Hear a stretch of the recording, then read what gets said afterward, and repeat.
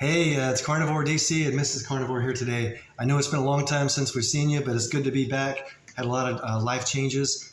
But one thing that's our major big change is that we've done something that we've always wanted to do, that I've always wanted to do, and is to go on a big road trip.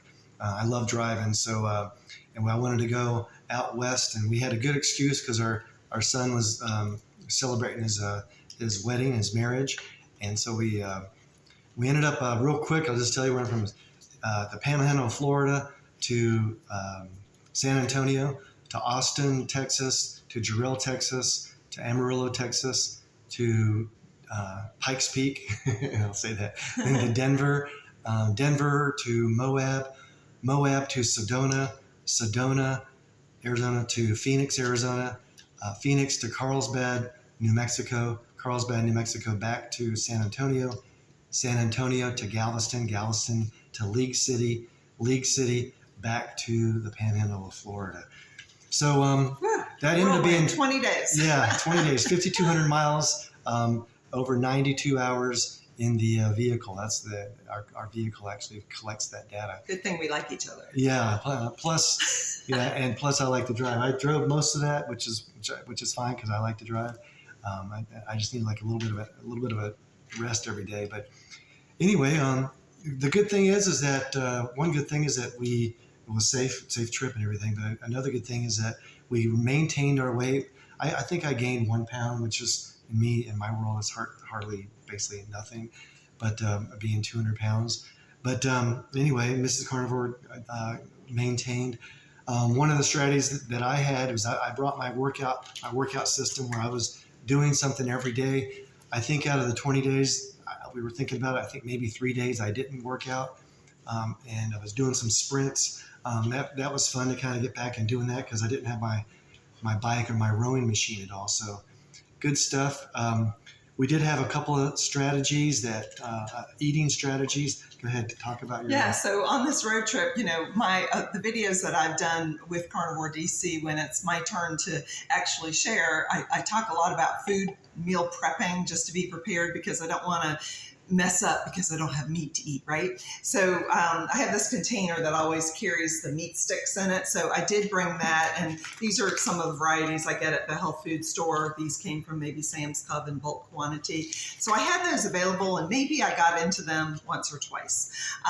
But we did stop at, Buc-ee's. Before I say that, yeah, okay, I'll say that. But we did stop at Buc-ee's in Alabama, and they have the wall jerky. Which is about jerky. an hour away from us. So if you've never been to a Buc-ee's because you don't have one in your area, it's a Texas chain. There's one in Alabama. We don't have one near us. If you've been to Buc-ee's, you know what we're talking about. Yeah. So one thing we did find out, we got 4 different kinds of jerky, just small quantities. But since then, I found out that you can have it cut for you, so you just like pick up pieces of it, which is great.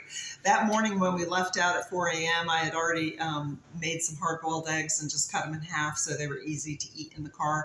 That was the longest day of travel, our first day out, which was 12 hours to San Antonio.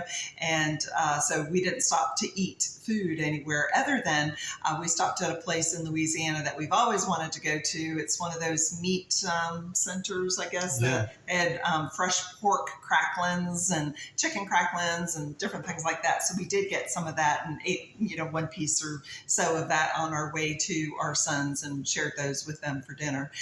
So that was part of the preparation thing. And then on the road, we really tried to eat well, meaning, staying with the carnivore. So I'll let Tim talk about, because here's in the state of Texas, it's a very big state, east, west, south, north. It's a big state. We spent probably those 92 hours in the car, a lot of them in the state of Texas, but we knew that we had to eat barbecue while we were in Texas. And we also, love barbecue, yeah, especially brisket. Yes. And then also Mexican food. So when we're at our son's, we did eat barbecue that night. And then while we're traveling, I'll let you talk about, we ate at some barbecue places, but tell them about the Mexican restaurants. Yeah, the Mexican restaurants we stopped at. I think we stopped at least two, and both of them were, I would say they were the authentic type Mexican restaurants, little towns, and both times I got the ribeye steak, and both restaurants were amazing. The last one that we ate at was probably the best value in the entire trip as far as money, because when you go out to a restaurant these days, everything is just so darn expensive. But there it was $15, and it came with a steak that was probably, I don't think it was a pound, it was probably 14 ounces, cooked perfectly, ribeye steak, super tender, and that was probably the best value. And that particular Mexican restaurant was a barbecue and Mexican. So we had the best of both worlds, because I got a barbecue plate and he got the Mexican Tampico steak, which was ribs or something. Yeah, ribs, brisket, and sausage, I believe, was on my plate. So that was the state of Texas. And then we did visit friends, Becky and Joe, in Texas, and they have chickens. So they gifted us 36 eggs to take on our trip with us, which was awesome, because if we were in hotel rooms, can't really cook in a hotel room, but we did have Airbnbs and that kind of thing that had a kitchen. So this guy eats 6 eggs every morning. And so that was a helpful savings for sure, going along the road. And then we went to Denver and saw our daughter for a couple of days. She lives there. We took her out to a famous, I Googled carnivore restaurant in Denver because we were going to take her out for her birthday meal.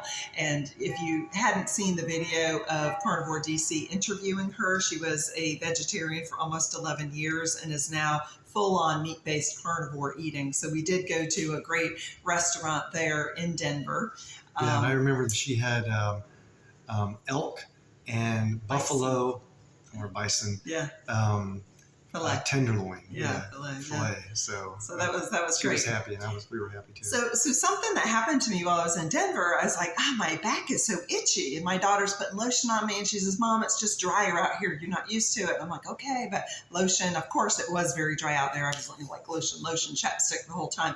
But these things on my back, I noticed they're little red, scaly, and they would just pick off. I could just scratch them right off. And not until I came home, I was looking at, I forget, a Facebook group of carnivore people, and somebody was showing the same things that I had and calling it oxalate dumping, which of course I had heard of, but I had not experienced it. And he can tell you a little bit about what oxalate dumping is. Well, I mean, the theory is, and I think there's the physiology is that vegetables contain oxalates, and these oxalates, that's one of the reasons that vegetables are, trying to kill you, sort of thing. But it's not a big deal if you just have some vegetables every now and then. But if you're eating vegetables throughout, decades and decades, big salads, green vegetables, sweet potatoes, all that, huge oxalates, and they can literally get stuck in your joints and in parts of your body.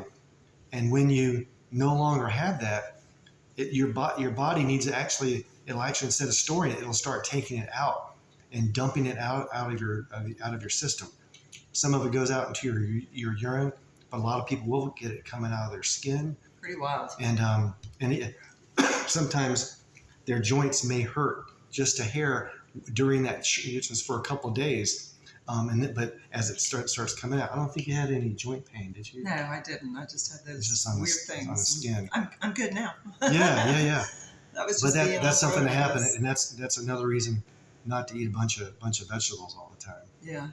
So some other things that we ate while we were on the road. Yeah, you can probably get a burger about anywhere. So a strategy. Sometimes you order it without the bun. Sometimes I order, if we just forgot and just ordered a burger and just didn't eat the bun.